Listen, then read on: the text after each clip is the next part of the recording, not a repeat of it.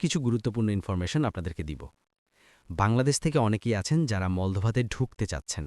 এই মলদোভা দেশটিতে আপনি যদি যেতে চান, তাহলে আপনাদের বর্তমানে কেমন সময় লাগতে পারে, মলদোভার ভিসা খোলা আছে কিনা, মলদোভাতে মূলত আপনার ওয়ার্ক পারমিট পেতে গেলে কেমন সময় লেগে থাকে, মলদোভার ওয়ার্ক পারমিট পেলে আপনার ভিসা হতে কেমন সময় লাগবে, মলদোভাতে মূলত কোম্পানির সুযোগ সুবিধা কি দিয়ে থাকে, ডিউটি কত ঘন্টা হয়ে থাকে, মলদোভার ভিসা মূলত আসলে কি ভিসা হয়, কি ভিসা দিয়ে বাংলাদেশিরা যেয়ে থাকে, আজকে আমরা বিস্তারিত বিষয় নিয়ে কিন্তু আলোচনা করার চেষ্টা করব। যারা এই মলদোভা সম্পর্কিত তথ্যগুলো প্রতিনিয়ত আমাদের কাছ থেকে পেতে চাচ্ছেন, অবশ্যই চ্যানেলটি সাবস্ক্রাইব করে রাখবেন।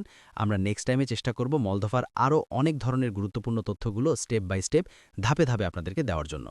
চলুন তাহলে কথা না বাড়িয়ে আমাদের যে মূল ভিডিও আছে আমরা সেটা স্টার্ট করি। ফার্স্ট অফ অল আপনাদেরকে বলি, দেখেন, মলদোভা হচ্ছে ইউরোপেরই একটি নন সেনজেন কান্ট্রি। এই দেশটা কিন্তু ইউরোপীয় ইউনিয়নভুক্তও হয়নি এবং আপনার সেনজেন